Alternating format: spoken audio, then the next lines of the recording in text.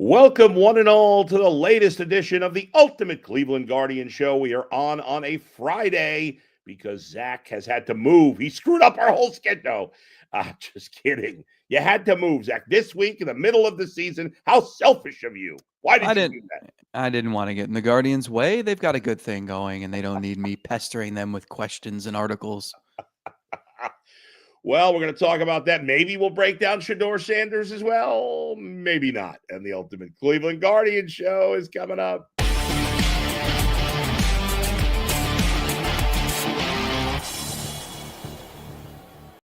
What I'll say to you about moving here is, and I said this to my wife when we first moved to Cleveland and then again moved from Lakewood to Rocky River. I said, there's going to be a day where we're going to sit down on the couch and we're going to be like, oh, it's over. We've officially moved. So you're not there yet. You've been in No. process for a while. But eventually there'll be a day where you and your wife could sit down. The kids are hopefully asleep and you could take that breath. But that day is not today yet, Zach. It's amazing how many boxes you can unpack, and you still haven't made progress, it feels like. But I compared it to maybe this is a stretch, but like to the Guardians season in a way, because there's the build up to the actual moving day, right? You're packing and packing and packing, and you're stressed. Are we going to get everything done? Do we have everything set up? Yeah. Do you have your utilities and your mail and all that stuff? And it's stressful. And then moving day itself is like, it's a lot, right? And to me, that was the trade deadline for the Guardians, where it's like, is Stephen Kwan going to get dealt? Shane Bieber probably is going. Okay, what else? Is Jose going to be pissed? What are they doing? And there's all this stress and tension. It's this build and build and build. And then once it happens, I'm looking at the Guardians roster and I'm like, this is still kind of a mess, but like, just go play. Like, what your team is the rest of the way, and you can just relax and exhale. And that's like, we have boxes everywhere. I haven't found pants yet, but like, I know that I'm in this house, so I can relax and just take it one day at a time. Well, that's it. One day at a time. And, I had kind of given up on this team a month ago. I'm still not convinced they're going to make the playoffs, let alone win the division. But can I change your mind? I guess it's possible. Sure. Go ahead. Because I'm not even sure I believe it too. But I was looking at some stats before the show, because we do so much prep here. And I was because I'm thinking about the roster and I'm like, man, it's one thing to say like, yeah, they beat up on a soft schedule, so like it doesn't matter. Mm-hmm. But what have been the two most impressive series, not just of this stretch, but of their season? Yeah. I think it's going into Houston and sweeping the Astros, and going into Citi Field and sweeping the Mets. And that's not a soft part of your schedule, right? Those are two legitimate teams. And so I'm thinking, okay, well, it's been a month now.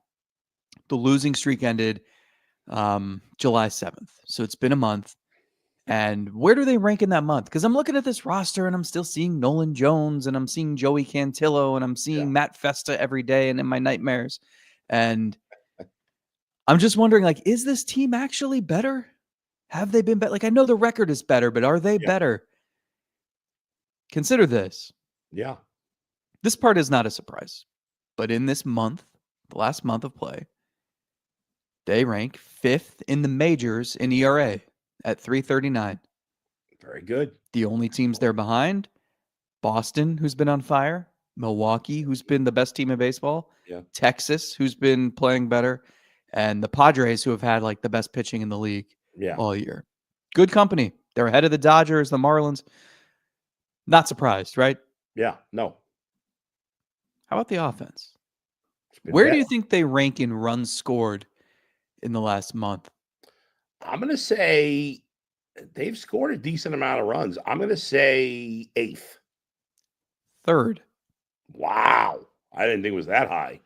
And like, they're not tearing the cover off the ball either. The two teams ahead of them, Toronto in that last month is hitting 309 with a team OPS of 888. Oh my God. Milwaukee over the last month is hitting 294 with a team OPS of 814. Wow. The Guardians aren't doing that. No. But they rank 3rd in the league in runs scored over the last month, despite a slash line of 243, 319, 425. So that tells me a couple things. One, that's still above average. Yes. Like it's a 106 WRC plus, so simplistic. Sorry. It's a little bit above league average, but that's really good for them. Like, Yeah. that's so much better than where they were the first 3 months of the season. But it also tells me they're getting timely hits. They're taking a slightly above average offense and they're scoring a bunch of runs doing it. So the question is that sustainable? Is this just the law of averages happening and they weren't as bad as they were the first few months and they're probably not as good as they've been the last month?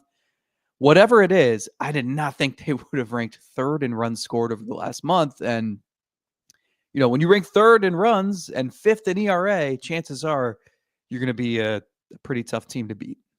The Guardians, since you mentioned July 7th, they ended that losing streak. The day before, they had gotten swept by the Tigers. They had lost their 10th straight, and they were 15 and a half games behind the Tigers at that point. 15 and a half games, which is, I looked at that, I'm like, that can't be right, is it? But it was. And all hope looked lost. They looked like a completely lost team at that point. And they were going into a series, as you said, at that point against the Astros. So you thought that losing would continue. And obviously the opposite has happened since. They've gone 19-7. You did mention they played a lot of bad teams along the way, but you got to take advantage of those bad teams. That's the schedule. And they went 6-0 against the Astros and Mets, the two best teams along the way, and took care of business, winning 2/3 of their games against the bad teams, but winning all against the good teams. The Tigers since then have gone 9-16. And so a 15 and a half game lead is down to 6. So, the Guardians are alive in the division. There's no other way to put it. Do I think they're going to win the division ultimately? No. Do I think they're going to get in the wild card?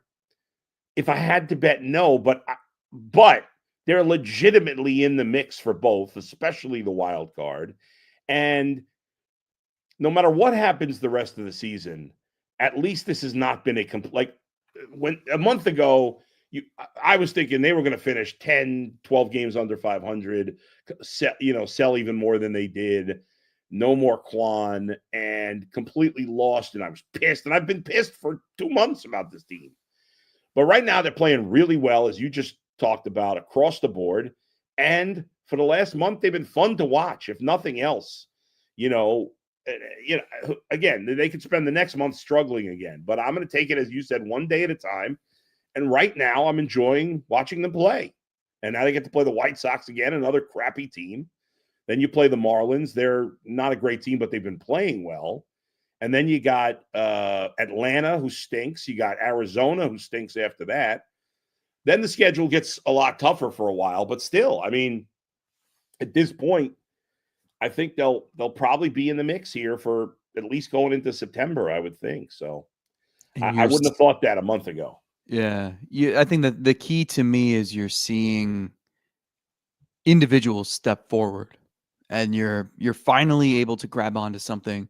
Oh, this could be a piece to build around. Oh, Gavin Williams might be that ace that we all thought he had the potential to be. Oh, Kyle Manzardo went through a little bit of a funk in the middle of the season. I know you are still yelling about him not playing every day, and I get it.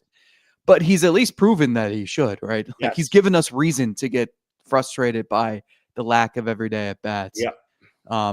So you're seeing individual, like it felt so stagnant for months there, where you're seeing Nolan Jones and Jonathan Rodriguez and Will Wilson and the same lineups over and over, and just nothing changing and nothing working. And there's still a lot of questions, especially in that batting order with Bo Naylor but you're seeing like Gabriel Arias and Brian Rocchio have looked great lately. Yeah, they've played well. And I don't know if that's sustainable and if those guys are your future, but at least I want to find out now, right? I was so tired of watching Rocchio early in the season when he just could not hit at all. And Arias has had his ups and downs, but those ups are pretty tantalizing. So you're just seeing, like, how about Nick Enright and Eric Sabrowski in the bullpen? Like, those guys have stepped up when they've needed some depth back there. So you're seeing reasons to believe that the team can actually get better, whereas when they were, at their low points there in the first half or the first few months of the season, and Stephen Vogt saying, we just got to stay the course. We're going to be fine. This is a great team. And it's like, well, like there's no evidence of that yet. Well, finally, there's a little bit of evidence. Absolutely. Again, I love what Kyle Manzardo has done this year. I think he's having a very good season. He's second on the team in OPS. He's second on the team in home runs. I know there's not a ton of competition for these things, but still, he's second on the team in RBIs. So I think that's very promising. And, the Arias thing, he's done this before. And the problem with Arias is, and hopefully he can overcome this, is the lows are worse than the highs are high. Yeah. That's been his problem. Like, he'll go through a stretch like he's going through right now where he's playing well. It's not amazing, but he's playing very well. But the lows just are really bad. And he's got to flip that. The high's got to be a little higher and the low's got to be quicker and not as low. And if he can, then maybe he can become an everyday player. We'll see. I don't know about Rocchio either, right? Like, he's played really well here, but you need to be good for more than a few weeks. For sure. Yeah.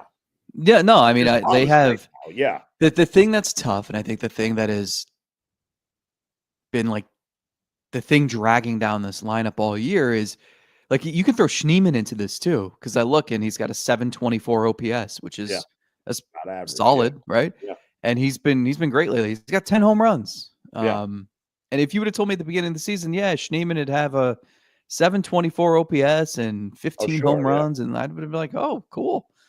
Because I would have thought that he'd be playing like as a utility guy, right? Yes. And it's like with Schneemann and Arias and Rocchio and like a lot of these guys, even Bo Naylor to an extent, because I can at least look at Bo Naylor and say, okay, like there's power. Like he could hit 20 home runs in a season. He could have 20 doubles. His walk and strikeout rates have actually like dramatically improved this season. And yet I look at the slash line, I'm like, that's not it. No. But the issue is they have so many of these guys where it's like, well, if that guy's your number 9 hitter, you're in good shape. Or well, like Schneemann like seems like a perfect super utility guy. But I've heard that about Rocchio and Arias and Martinez. And so the problem is you have all of these guys and they're all in the lineup pretty much every day. And that's the issue. Like you hope Juan Brito can end up taking someone's spot and Travis Bazzana can end up taking someone's spot. But it's disappointing that like one of these guys hasn't just absolutely soared this season. Right. It seemed like maybe Martinez was going to be that guy, but he's been incredible against lefties and brutal against righties. And so it's another one of those guys where you're like, well, in a part-time role. And, yeah. And you can't have enough a team full of those guys. That's the problem. You could have 2 of those guys, but CJ Kafis has been up for a few games. He's 4 for 16 so far at a double. Has knocked in a run. He made a nice play in the field. Listen, I'm not going to go crazy. I like what I've seen from him so far. I'm excited to see more of him. We've all been waiting for a while for him to come up, and I hope he'll get it. It was interesting the other day when he played against the lefty and Manzardo didn't. I thought that was the big thing to me was he played and Nolan Jones did not. That's true. Because they've been playing Nolan Jones against lefties and righties since Jonathan Rodriguez got sent down. But Kafis never had issues against lefties in the minors. If you look year after year, he was really good against lefties and righties. So hopefully they recognize that and they're not just going to pigeonhole him into a part-time role here and he can get some everyday at-bats. Let's talk about the performance by Gavin Williams in the near no-hitter on Thursday. I'm sure most fans know that the last no-hitter by this organization was Len Barker, who pitched a perfect game in 1981. I played in a charity softball game with Len Barker. And of course, I hadn't met him before then. So of course I had to ask him 7,000 questions about the perfect game. And I remember him saying I feel like a lot of guys say this, but he seemed very sincere about it, that he did not feel good that day. Like he didn't feel like it was going to be a good day for him necessarily. He didn't like the weather and it wasn't, but obviously it ended up being one of those days. And 44 years later, the Guardians still haven't had another no-hitter or perfect game, obviously, since then. And you know who was watching Gavin Williams? Was Len Barker watching? Do you know where he was watching it? on the field at Progressive Field. He was? Just so happened to be I missed doing this. an alumni thing at an outing at the ballpark. Oh, And wow. he's there all day. Yeah. Gavin takes this thing into like the 8th inning maybe, Yeah. and someone from the Guardian says, can we turn this on the scoreboard? And they turn it on. Yeah. And Len Barker is standing there behind the batting cage at home plate watching Gavin Williams try to write his name in the history books beside Len Barker. That's awesome. And I think a lot of people just assume Len Barker would be like the 72 Dolphins popping champagne whenever No. the last undefeated team loses a Yeah. game. But no, he's Cleveland through and through. And Oh, yeah. he was rooting for Gavin Williams. He's always rooting for whether it was Carlos Carrasco or Corey Kluber. I remember Zach Plesac had one deep into a game in Seattle. How did that happen? Zach Plesac. But he was rooting for it. But I tell you, of the many things I loved about that performance by Gavin Williams, I love that they let him go for it because now they're they baby these pitchers. And he was even going to the 8th, he was he at 100 already or not? I can't remember now. He was like 97 maybe. Yeah, and I thought they were going to take him out there. Now, once they let him pitch the 8th, I thought they'd let him pitch the 9th, but you never know. He threw the most pitches of any pitcher this season, so I love that. But what I really loved is, he didn't have great command in the beginning of the game. He walked a couple of guys early, and I think he ended up with 4 walks. But he did this in a game where he wasn't dominating with the strikeout. He was pitching. He was trusting himself, and he was trusting his defense, and that was great to see. I thought that was a big step for him, and just the way he's pitched of late has just been sensational, and it all, ends with this game. I'll be curious to see if they try to give him an extra day rest before his next start or whatever. Well, he gets one from the because of the day off today. I think that helped. Yeah. It was funny. Logan Allen about a week and a half ago threw 113 pitches in a start. Remember that? And they announced in the press box, like, it's the most pitches by a Cleveland starter since someone in 2021 or something like that. And I was like, whoa, like in Logan Allen, I never would have.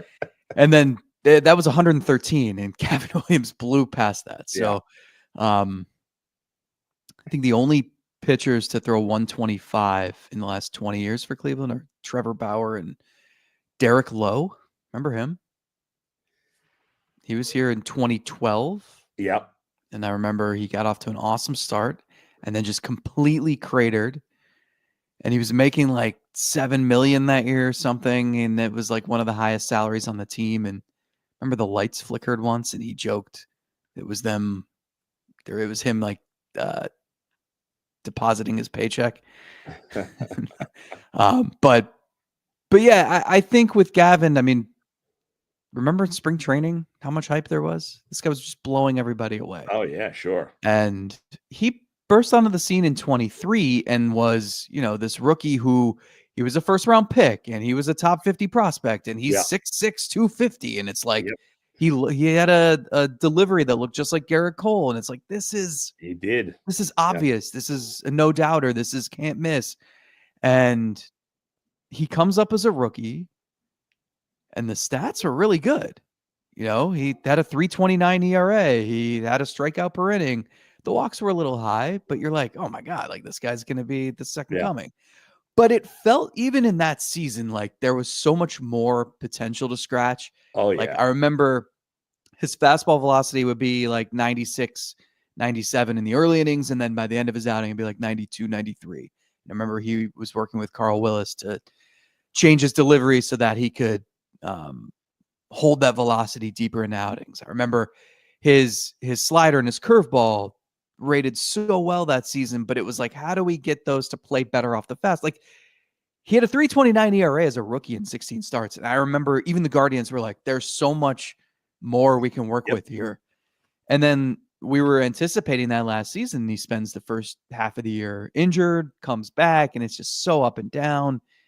And so it seemed like from the get-go this year, like this guy was on a mission and he looked so good in spring training. And, not that matters so much, but it was just the way, like from the first bullpen where he looks sharp and everything is humming. it just seemed like this guy was set up for success. The problem is, and you alluded to this, stuff might have been too good where he's just relying on that to get him by, and you're just trying to blow fastballs past people. It takes so much more than great stuff, does it not? Like, you have to. Yeah. He's got a great curveball, but how do you? It's the same thing Tristan McKenzie has dealt with. How do you get to that curveball so that they think it's a fastball and they're swinging on top of it, right? Yep. And so this has been a process. And if you look at like his pitches and how they've changed over the year, he had a changeup for a minute. He went to a sinker. He's got this cutter that he implemented last year. It's been, he sort of was throwing the fastball a ton early, then almost like ditched it, and now it's back a little bit. Like, he was throwing in April, 54% of his pitches were fastballs. In July, 26% of his pitches were fastballs. So you can see how this has been a work in progress. He's changed so much throughout the year to get to this point where everything's working in unison, right? And you can tell there's confidence there. You can tell he's comfortable with the pitches he has, the delivery that he's tweaked a few times. And I mean, the results speak for themselves. That's a really, really good Mets lineup.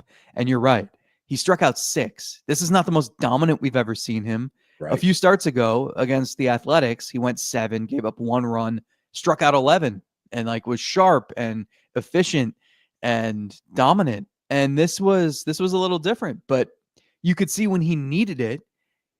I think it was Cedric Mullins in the 8th. He just reared back and fired a fastball past him for a strikeout. And then in the 9th, Francisco Lindor's lunging at a curveball for a strikeout, and his helmet falls off. So like, when he needs the strikeout, he's got multiple weapons to go get it, but he's not solely leaning on that. He's not nibbling and working that pitch count. And I just keep going back to the start in Toronto in early May when he went 4 innings and threw 100 pitches and walked 5. And it was just painful to watch because he's trying to be so perfect. And now you don't have to be. And ironically, you almost were.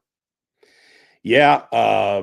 He had another start, by the way, in May where he threw 109 pitches in 4 2/3. So you're right. And his development over the last month or so, I don't know if it's just he's gained more confidence in himself. He said, screw it. I'm just going to, be a pitcher instead of just a thrower now. But it feels like it's all coming together for him right now. He's up to 21st in the majors in ERA. If you look at his last 6 starts, remember, he pitched badly. His first start in July, pitched against the Cubs, and he had a bad start.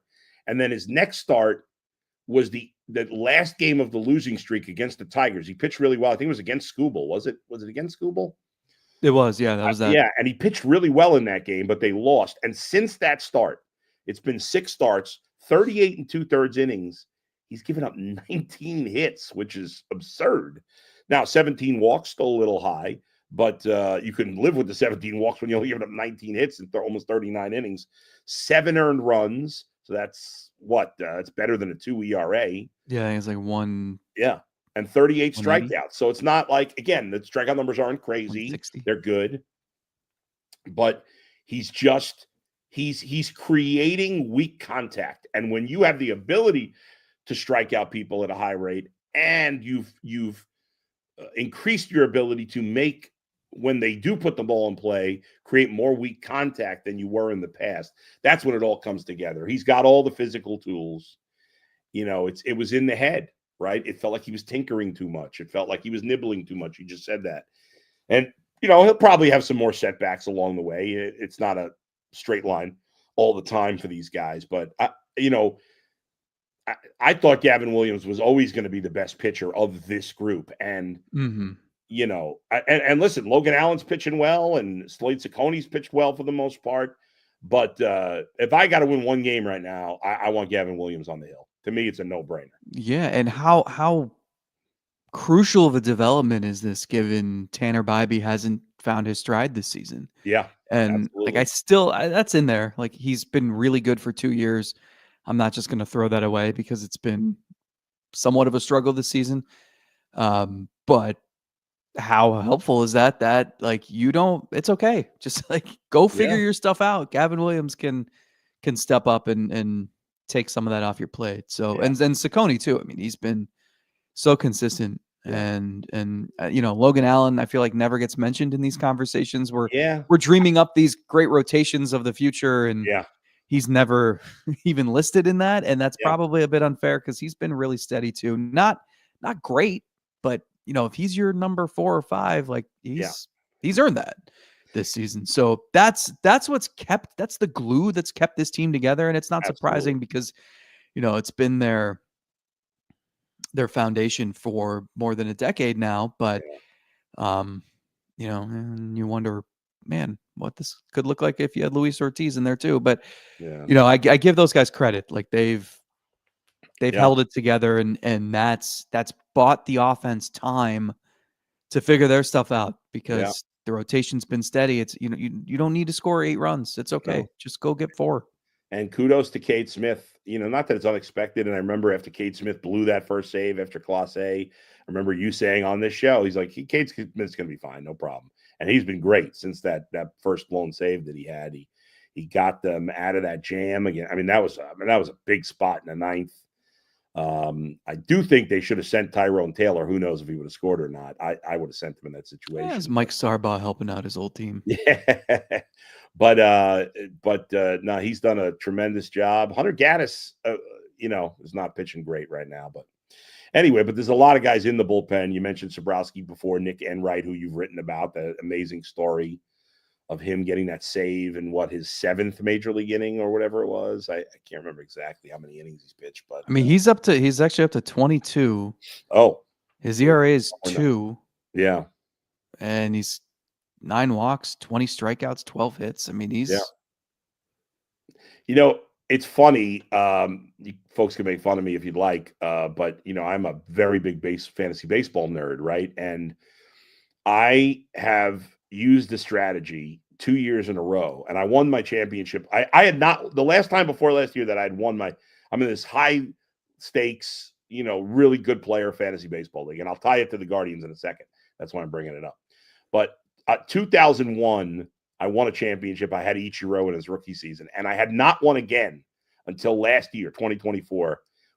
I won the championship, and I'm in first place now to become only the 3rd person ever in our 40-year history of this league to win back-to-back championships. And my strategy the last 2 years, now we have for pitchers, you have to your pitchers have to pitch a total of 800 innings, and you start 8 pitchers a day.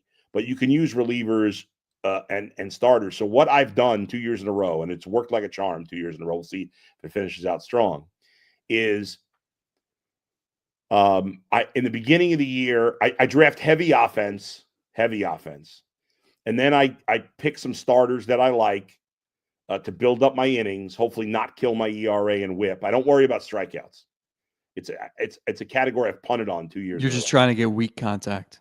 I'm trying to get weak contact. I need the Kyle Hendricks. I need Gavin Williams lately. Big difference between those 2 pitchers. But anyway, and then in the middle of the year, when I think I'm going to get to those innings limits, I then start trading all my starting pitchers for more hitters and good relief pitchers, right? And then I continue to pick up for no money on the waiver because nobody else is picking these guys up, or not as much. I pick up relief pitchers that I go, even though I've punted on strikeouts, I go with the high strikeouts because I know that those pitchers are more likely to dominate. And I find these guys that nobody's looking at because they don't get saves, they don't get wins.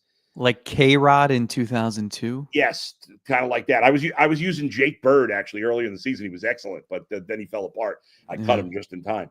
But anyway, the reason I bring it up is because I'm constantly looking. I look at the last 3 weeks. Who's got the best whip and the best strikeout to inning ratio? And there's always Guardians relief pitchers on there, always.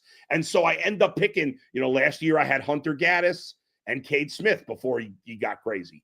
And then This year I had Eric Sabrowski for a little bit, then I cut him because I needed the spot, but I just picked him up again. I just picked up Nick Enright yesterday. It seems like I'm always picking up these middle relievers on the Guardians who don't give up any base runners and don't give up any runs.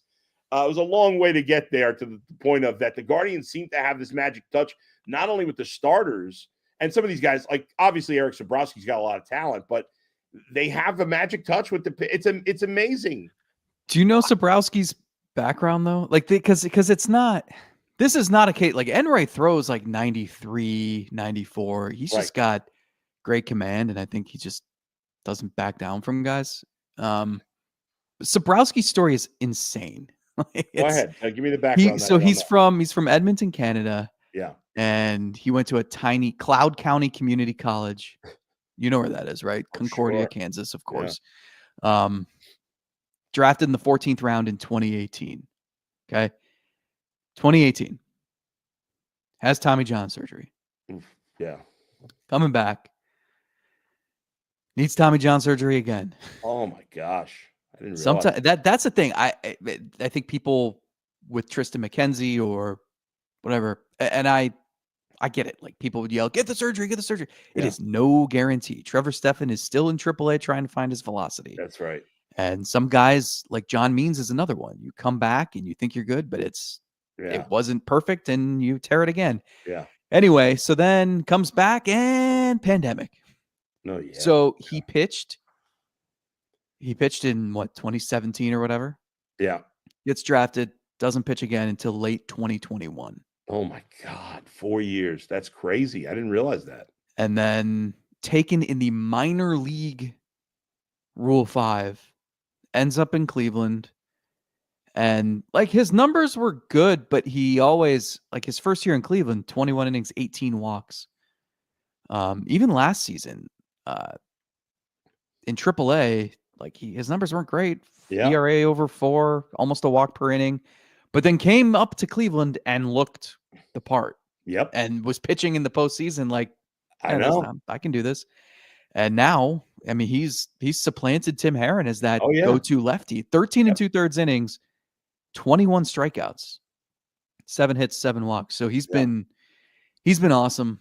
And again, like, they've needed it, stepping up with Class A out, everybody kind of shifts to the next roll up, and it hasn't been too much to handle.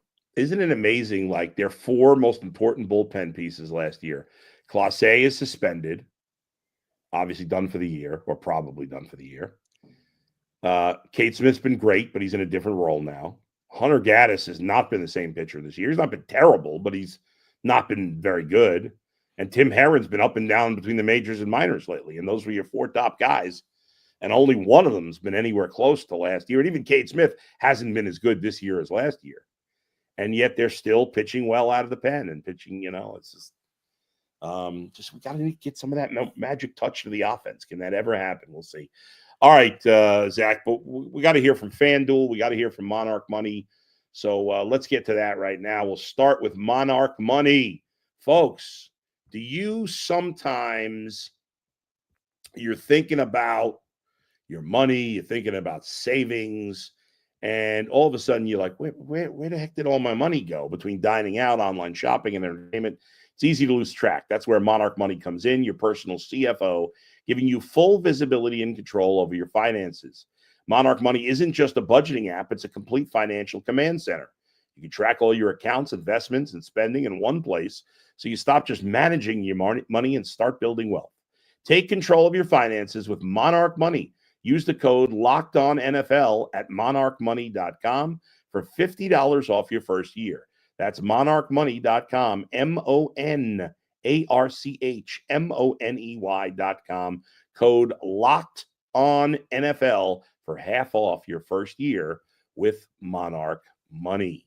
We switch from Monarch Money to FanDuel, Zach. Yeah, summer sports are in full swing. And honestly, we're getting close to fall and probably the best time on the sports calendar. And whether you're all about baseball under the lights, golf on the green, or high-stakes soccer action, FanDuel is the best way to make every game even more exciting. You're already following the action, so why not make it a little more thrilling? With FanDuel, you can get in on the game while your friends are getting sunburned at the beach. Football season's here, folks. Preseason, I don't. You can you can bet on that if you want. I don't know. I'm looking at win totals. I'm looking at some QB over-unders for the season, some touchdown totals, some playoff odds. I mean, there's everything at your fingertips. If you're new to FanDuel, new customers can bet just $5, get $150 in bonus bets if your first bet wins. Open the FanDuel app today or visit FanDuel.com/UCSS to get started. All right, Zach, good job out of you. Let's get to some fan comments here on the Guardians. Prime Cheese says, go Guards. Logan says, isn't the Ultimate Guardian show today or nah? I always forget what days they're on. It is today, and we are on. That was right before we started. Sven Reek says, the one thing that has been insane to me that the Guards have a record of 24-37 against under 500 teams. Is that correct for the season? Over 500. That's a record against. He's saying under 500 teams. That can't be right. No, I've got it right in front of me. 24-37 against over 500. Correct. So 35. Actually, so 35-18 against. I mean, they've destroyed the crappy teams. But if you look at the American League, I mean, there's so many teams that are like slightly above 500. So they're gonna get a chance. Like if they get a wild card spot or win the division, like they're gonna earn it. Like they have so many series coming up after this little stretch. Yeah. You know, they get Tampa, they get Texas, they get Boston. Those are all the teams that are like right around them in the standings. So right now, Seattle. Yeah. Right now I'm looking at the odds to win the American League pennant. And it's so close between so many teams because there's no clear favorite. The Tigers are plus 350 as the favorite, but being a favorite, like the Dodgers, for example, are plus 130 as a favorite in the National League. Tigers plus 350, which is, and they're playing terribly. Toronto plus 420, Astros plus 500, Mariners plus 500, Yankees plus 600, and the Red Sox plus 800. Even the Rangers at plus 1,200, then the Guardians at plus 3,000. So there's clearly no favorite in the American League. That's really interesting, the difference there. You said the Rangers are plus 1,200? Yes. And the Guardians are plus 3,000? Yes. And those teams are both 4 games above 500. Yeah, I think. In fact, the Guardians technically have a slightly better win percentage. Yeah, I think. I mean, I get it. That it's just the seismic difference there is a little surprising. The Guardians are the only team in baseball with a winning record and a negative run differential. Oh, you get 3 against the White Sox this weekend. Yeah. Run differential's minus 23. Maybe chip away. How about what the Blue Jays did in Colorado? They averaged 21 hits per game in Colorado.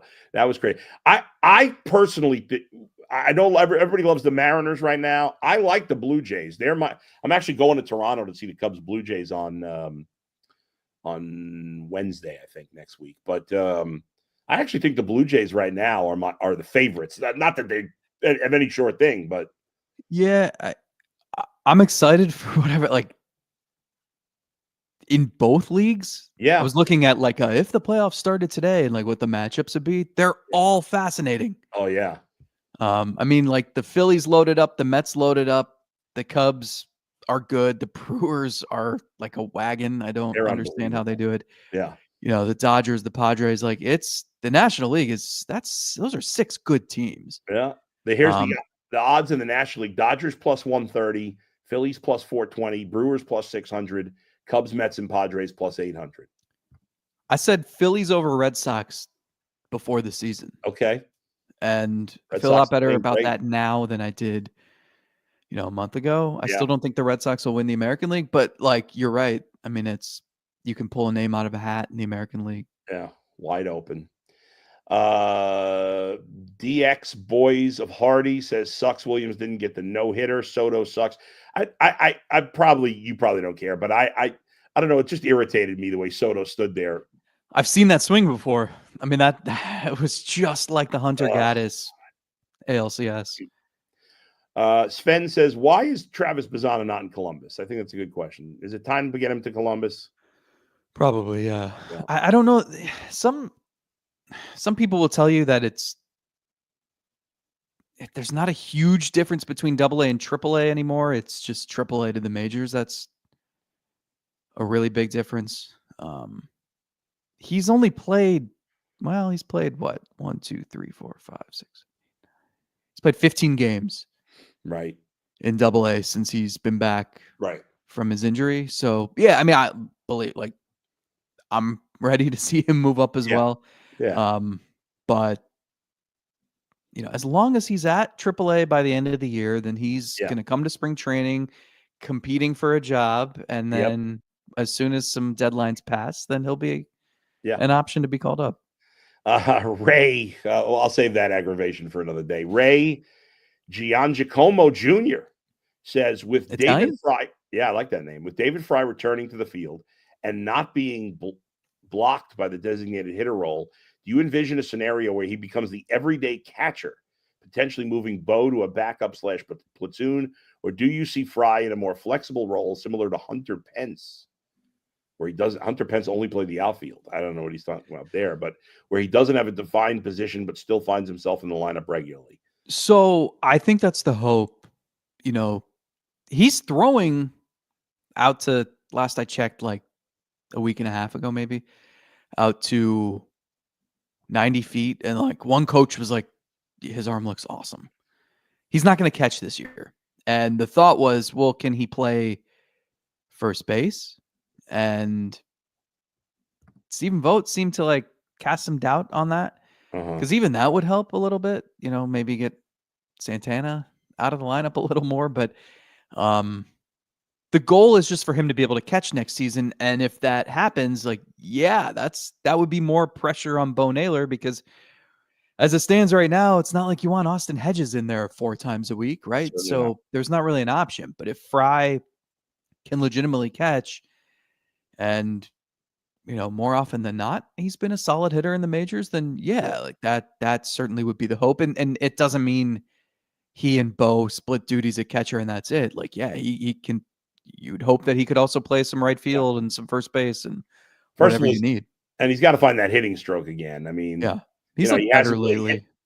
Was that? I mean, he hit the home run Wednesday. Yeah. Like, he's looked a little better lately, but you're right. It's tough when he's limited to DH and he's not hitting. Yeah. I mean, he really hasn't hit much since the All-Star break last year. But Eddie Everhart says, do you think MLB will employ scabs if there's a work stoppage? I can't see that happening. I hadn't given that thought, but that has happened in the past years ago. I'm not watching scab baseball. I'm not interested. No, we have the Savannah Bananas. Yeah, right, exactly. Diego Brom says, hi, Bull. I'm Diego from Chile in South America. A big fan of your podcast and the show. How long will we have Santana playing every day? Thank you for being a big fan all the way from Chile. But he's a big fan because he brought up your favorite topic. I know. He should not be playing every day already. I have no idea why he's still playing every day. This idea of we have to respect the veteran is just patently absurd. But I get, I've talked about this a million times. I don't know what's left to be said about it. It doesn't make any sense, but they're going to continue to do it. Maybe encouraging that 2 of the last 4 games he did not start. That's true. There's nothing against him personally. Obviously, he's a likable guy. He's been a good teammate, whatever. He's just not he's not very good anymore.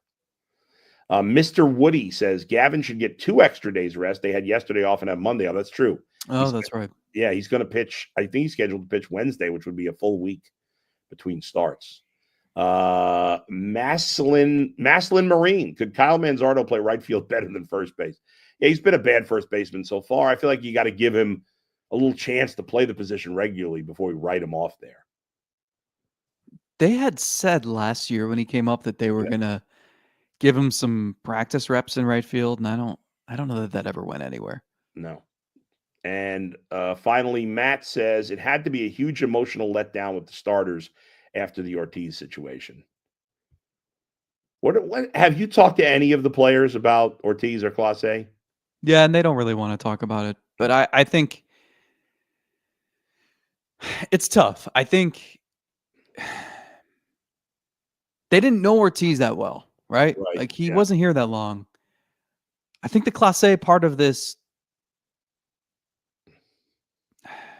hammered it home a little more, maybe. Yeah. Maybe in some intangible way. That I made the moving comparison, right? At the beginning of the show, and the Class A news hits three days before the deadline. And that's like when you're gearing up to move and then your basement floods. Yeah. And you think about that whole week, the Class A part of it. Remember, there was that report that there were more pitchers who were going to be named in the coming days. Yeah. Whatever happened to that? And I said, I talked to people, I talked to some really high up stupid, people in the league who immediately said that's BS. And it's a shame that that's out there, because if you're in the Guardians clubhouse, you're looking around like, wait, more of us are getting pulled into this? Like, can I trust this guy? Is this guy throwing our games? Like, I think then you're wondering if Stephen Kwan's getting traded. Like, I think that was an extremely stressful week. Yeah. I think that Monday night game against the Rockies was like Cade Smith blew it in the ninth, but also like they just looked awful for 6 innings of that game too against a terrible team. And it's like, I think they were just going through it emotionally and mentally. And I do not think it's a coincidence that the day after the trade deadline or the day of the trade deadline, Ortiz and Clase A's lockers were cleaned out. Good point. And it was said, Stephen Vogt said in a press, I'm doing a lot of air quotes today. Stephen Vogt said in a press conference when asked that, it was just logistics. And, we didn't know if we'd need the locker space depending on the trade deadline. That's not true. No. You had plenty of locker space. And also there's only 26 players on the active roster. Right. You can't trade for 10 major leaguers and fit them all in there. And also you traded Shane Bieber and you traded Paul Sewald. That also cleared too. So I think if you want to read into it and say, this is the players banding together and saying, as I said, like, you move into a new house and it's a mess and there's stuff everywhere and your head is spinning, but you're there, your feet are on the ground and you move forward. And I think that's what this team is doing. And I think it's not like Gavin Williams isn't taking the mound in the ninth inning, 3 outs away from a no-hitter, saying, screw Clase, screw Ortiz, like, screw the haters. Like, I'm going to go throw this no-hitter. But I think there is something to be said about just this mindset of the team and being more relaxed and confident in what they have now that all that's in the past. Yeah. And they're playing carefree. And I mean, the Mets series was probably their best series of the year. No doubt. 5-1 since then, including, as you say, the sweep over the Mets. Really, really quick, we'll wrap it up with this. 3-game series against the White Sox in Chicago before they come home to play the Marlins and the Braves. Pitching matchups, Tanner Bybee and our old buddy Aaron Savali tonight at 7:40. Tomorrow, Joey Cantillo will be on the hill for the Guardians. Sean Burke will pitch for the White Sox. That's a 7:10 start. And then Sunday afternoon, a 2:10 start, Slade Ciccone and Davis Martin. And Tanner Bybee, this will be our final thing here, Zach. I mean, he is just not pitching well. He had really, I kind of go back to he had a 3.79 ERA after pitching a decent game against the Mariners on June 14th, and his ERA is now up to 4.51. So from the middle of June to early August, to raise your ERA 3/4 of a run at this time of year is not easy to do, but he's just been consistently. It's not like he's been hideous where he's given like as a 9 ERA, but he's just been consistently had these 1 or 2 bad innings, and it's like 4 runs in 5 innings feels like a normal start for him, and he's got to break out of that here. I look at the stats and the metrics and stuff, and there aren't huge differences from the last 2 years with him. The one thing that stands out the most is the home runs. The next home run he gives up will match his season total from last season. So if you look at like pitch by pitch breakdown, the fastball, it actually has like the same stats it had last year, but the other hard stuff, he's throwing a cutter and a sinker, and that's getting hit pretty hard too. So how does it's the same thing you ask about, like with Gavin Williams. How do you get to the sweeper? How do you set it up so that you can get 2 strikes and you can throw that breaking ball and guys aren't going to hit it, instead of, they're sitting on the fastball, or they're expecting something hard and they're hitting it hard. And it's been tough. Like the whiff rate on his fastball's down quite a bit. So it's in there with him. I don't worry too much, but it is important. I mean, you don't have Ortiz, who looked like he was developing into something pretty special.